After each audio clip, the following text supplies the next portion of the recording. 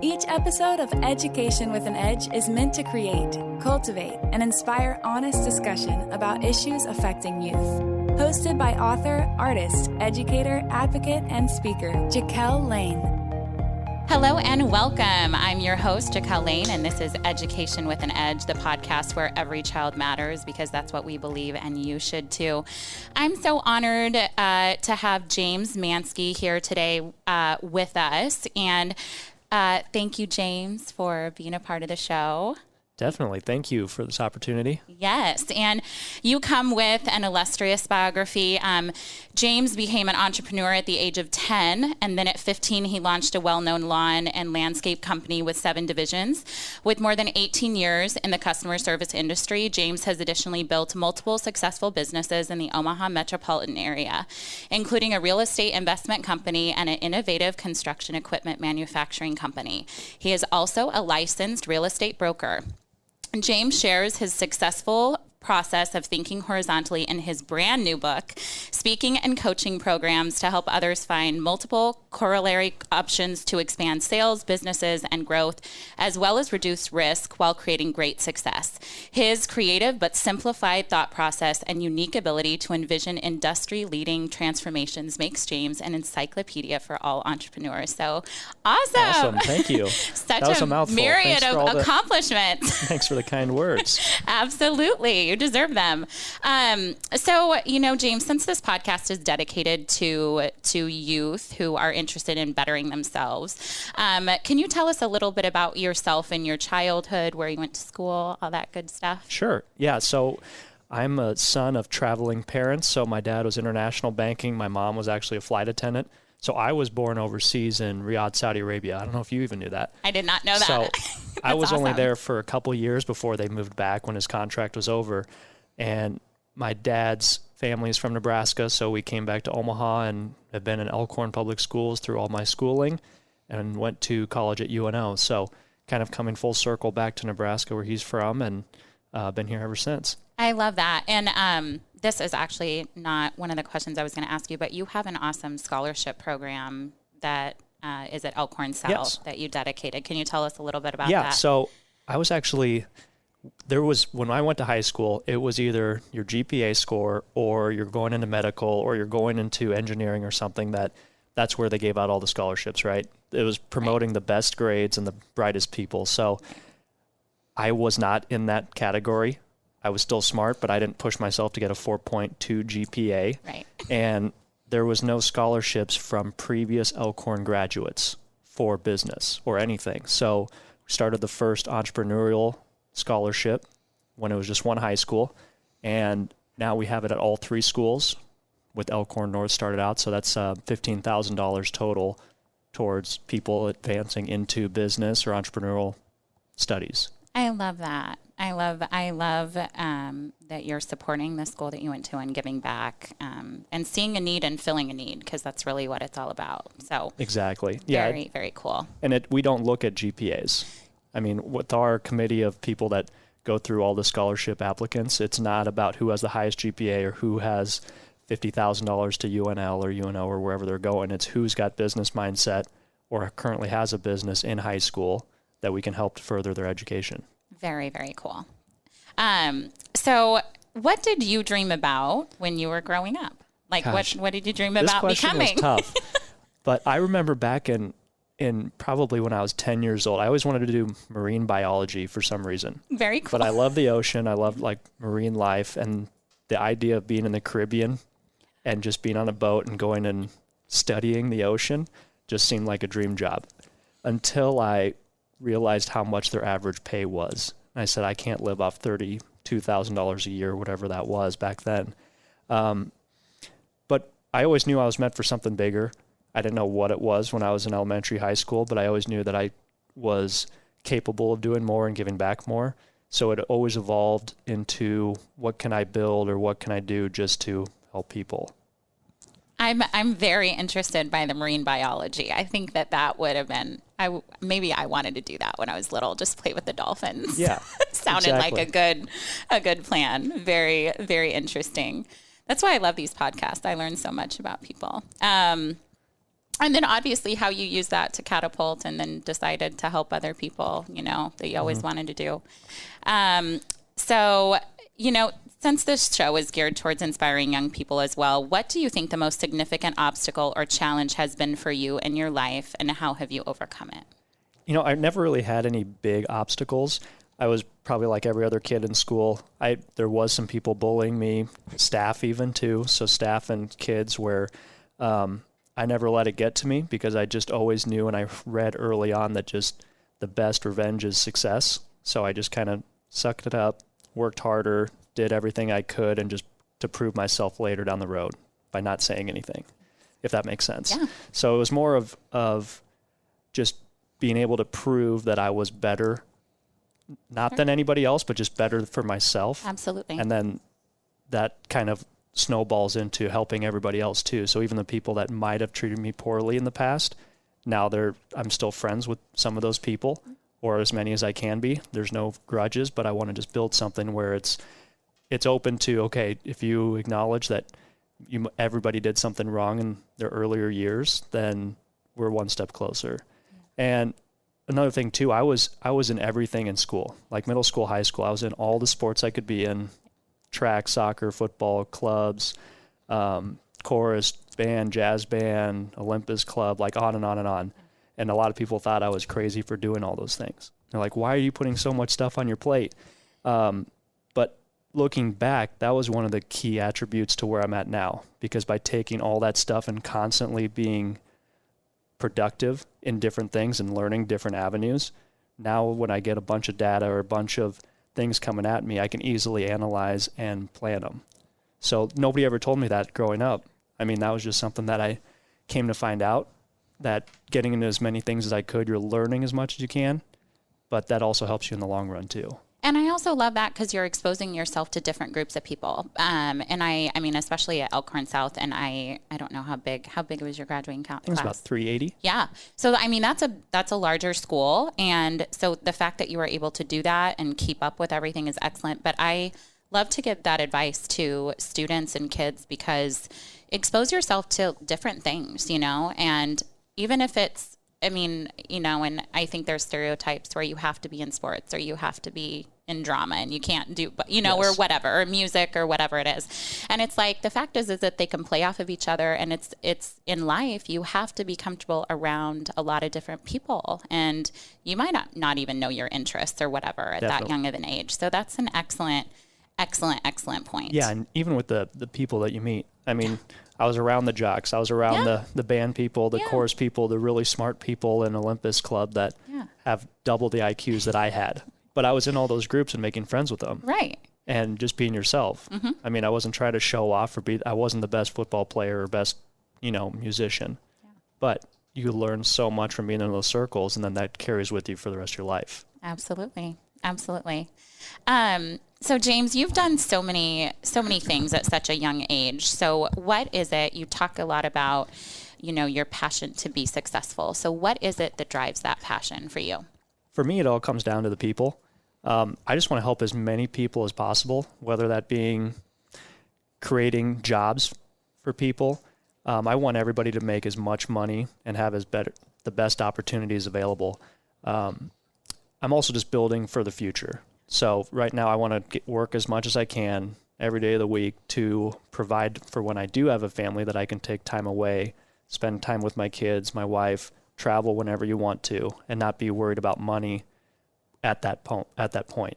Because nowadays, there's no right or wrong time to get married or have kids. Absolutely. Back in the day, yes, if you weren't married or had kids by 2025, people looked down on you. Yeah. So now I would rather put everything in place first, so that way when that time does come, you're not arguing, there's no money issues, there's no time with your kids, you're not missing sports, you can't travel wherever you want to go in the world. So I'd rather get all that stuff out of the way first. Absolutely. Grind really hard now so that you can experience like the fruits of your labor later. And that, I think that is a difficult balance for a lot of people, that work-life balance, especially when you do add a family and a relationship and things like that. So very, very valid point.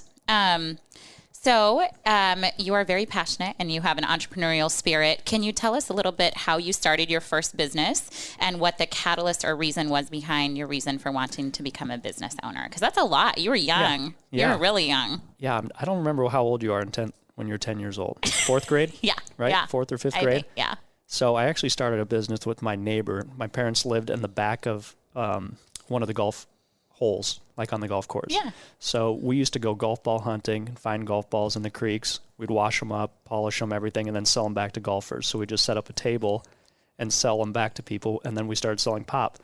The reason we just wanted money to, do what 10-year-olds do, go spend it at arcades or whatever. And it got to a point we were making so much money a week that the owner of the golf course came to my parents' house and said we're taking too much business away from their clubhouse and the cart girls, so they had to shut us down. So I got an early experience of what could happen when you grow too fast. Right.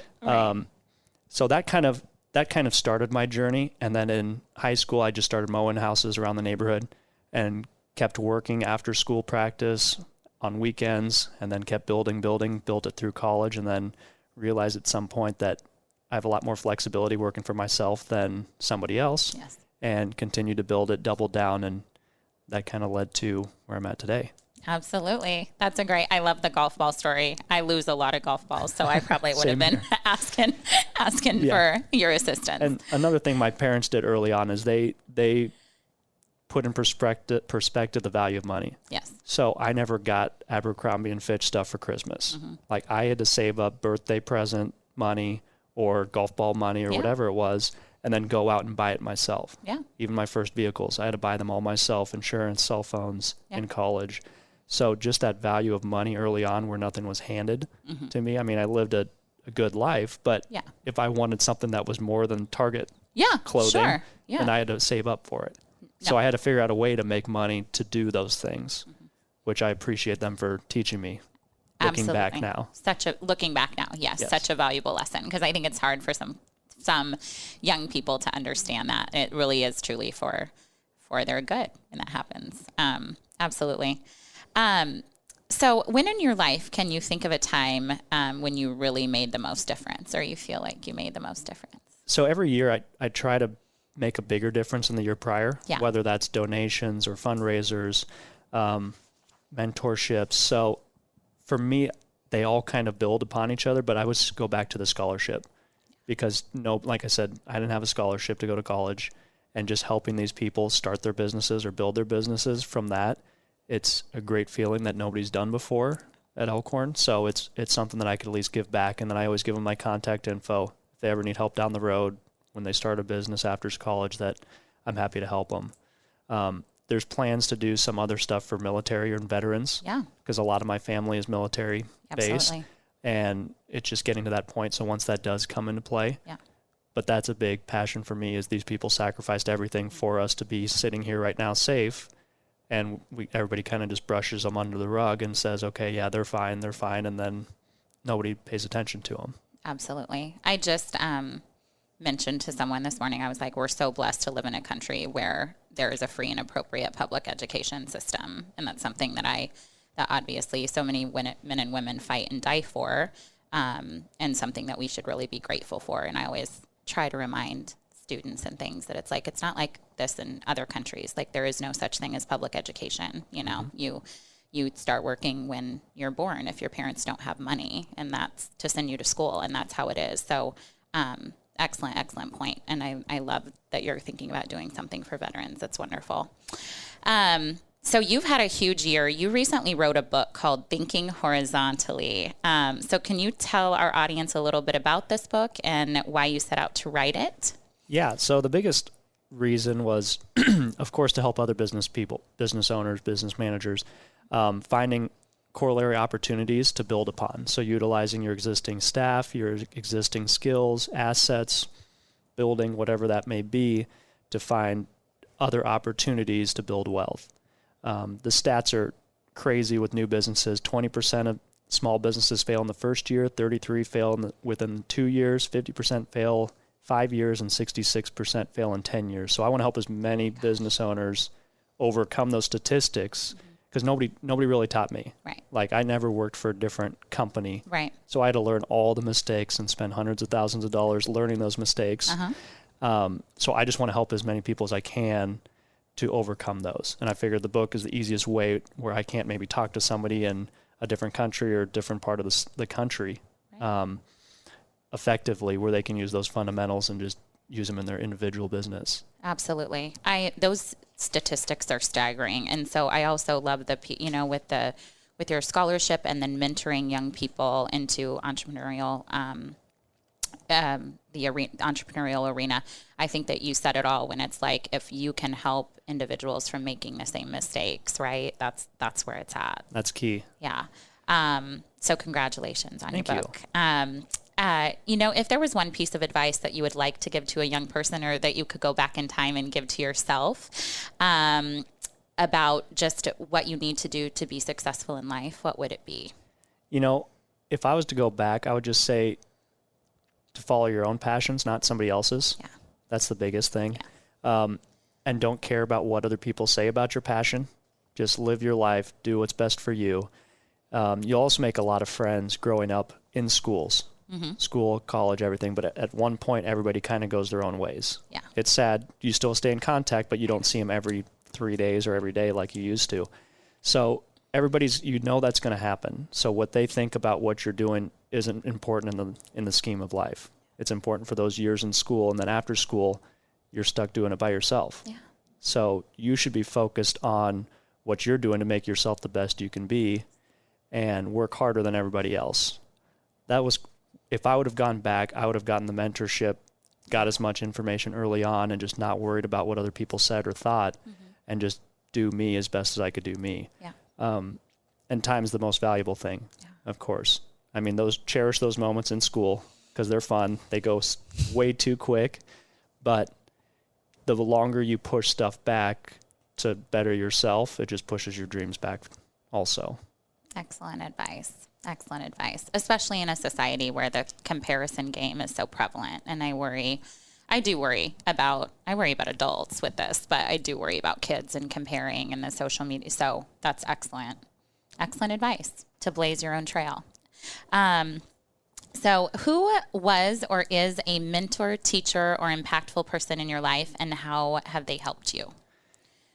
Throughout my growth, I've had a lot of good mentors. Most of them are friends, and they've helped me in different ways, like Van Dieb, Travis Freeman, Larry Rasmussen, like local people, parents, of course. They've helped me through difficult times, even if it's a question that I'm not sure about in a different industry. They're willing to help. So they would drop anything for me because they're friends. They're mentors that turned into friends, and that's how it seems to go. And I wasn't trying to use anybody. It's just people are open. Those great people are open to sharing their information. Yes. That's why I was so lucky to share my information with people too. Yeah. So without them, I feel like the more you close off yourself from just trying to reach out to those mentors in your field or where you want to be, it's detrimental to just life in general. You need those people in your life to help and just have a shoulder to lean on or be friends with, hang out, ask difficult questions that you might not be able to ask your parents. Yeah. Because that's something too that most people don't think about. It's an outside voice where it's not your parents, where there's no judgment if it is a difficult situation, but they're going to give you an honest answer no matter what. Yeah, absolutely. And I think too, having the confidence to reach out to those individuals, having the confidence to step out there and ask for help is a big part of success as well. You have to be willing to do that because most of the time they're open. They're open to it. So what is the next big thing for James Manske? Man, there's a lot of ideas. There's a lot going on. There's a lot going on. I'm currently working on a workshop in my industry, the green industry, where I can help business owners go from plateau to profit. And it's going to be a 2-day workshop. So that's in the works to start next month. So that's something too that's going to be all online where I can reach companies around the U.S. or other countries, hopefully. And something where, like we talked about, nobody helped me through all those issues. Yeah. So if I can save one person, one issue that saves $10, $100, $1 million, then it's worth it. So that's what I'm focusing on now, is just how to teach more people in our industry, because nobody's doing that right now. No, they're not. So add educator to your list, James. Teacher, right up there. No, that's wonderful. And then this is I ask this to all my guests, but it's the one that sometimes it stumps people. What do you want your legacy to be? And we kind of alluded on this a little bit, but just impacting as many lives as possible. Yeah. Like whether that be in employees, mentorship for other business owners or business people in the community with philanthropy work. The more knowledge that I get every year, I just want to share it. Yes. Because what's the point of keeping it to myself? Yeah. So I just want to be able to share as much possible, whether that be in business, life, and also create as many jobs as possible too. Mm-hmm. So whether that be my company or help somebody else's company grow from 1 to 500. Absolutely. I love that. Finally, if there was one quote or motto that you live by, what would it be and why? So here's something else too, that there's a lot of quotes depending on the day. Right. Like if I need more motivation, there's motivational quotes. But the biggest thing every day and every night is just focus on what you're spending your time on. So is it something that's moving you forward or keeping you stagnant or actually moving you backward just from your decisions? And the moment that you stop moving forward, you just keep pushing your dreams further and further down the line. So whatever you can do each day, each night, even if it's just reading or watching a YouTube video on a mentor or a person in your field that's successful, just to learn something from them, you're still growing your mind. So it's still something that's going to be moving you forward. So it's, what are you watching? What are you listening to? Is it negative stuff? Is it positive stuff? So that's why every moment of my days, it's more of what's going to be moving me forward, what's gaining and building my brain with more knowledge than making me feel like I'm staying the same. Right. Or moving backwards, stagnant. Yeah. Absolutely. Excellent advice. And there was one other thing too, that I might have gone over a little bit, but the biggest thing for people to do now in the school or the younger age is just to invest in themselves. Yes. So I was grateful my grandpa gave me, it was actually a Donald Trump book in the early 90s when he was building. So that one book took my mind out of anything I've learned in school. Like, why are you being satisfied with the status quo where you could be doing more? Yeah. So just for young people, for kids, for high schoolers, college kids, it's getting as much information as you can. Like watch or listen to podcasts, watch YouTube videos, read books, go to seminars, listen to speakers. A lot of stuff in the community is free. Yes, absolutely. That's what I always say. There's tons of resources that, you can take advantage of. Yeah, so those will help build. And I wish I would have known more about that earlier. Invest in yourself first. Don't buy the cars or whatever you're going to buy, right. But spend it on yourself in your teens, early 20s, and that's just going to snowball down the road. Absolutely. That's very, very profound and solid advice. Well, James, thank you so much for the work that you're doing and the lives that you're changing. We are so grateful at Education with an Edge for spending time with us and for encouraging, inspiring youth all across the country. One of the biggest things is that we just want to know where we can keep up with you and all the wonderful things that you're doing. So if you want to say, where can we buy your book, where your website for your company, all that good stuff? Sure. So social media, it's just James Manske, or Facebook, it's The Real James Manske. Find me on LinkedIn, everywhere on social. And if you'd like to get a copy of the book, you can go to jamesmanske.com/thinking horizontally. Wonderful. Well, happy to help anybody with any questions. Yeah, absolutely. Absolutely. Well, and like I said, thank you so much for being here with us today on Education with an Edge. This is the only podcast that's dedicated to every child matters, because that's what we believe and they are our future. And we wish you a blessed and happy day. Thank you. Thank you. If you have a question or just want to learn more, go to JaquelLane.com. Thanks for listening to Education with an Edge, a Hurrdat Media Production.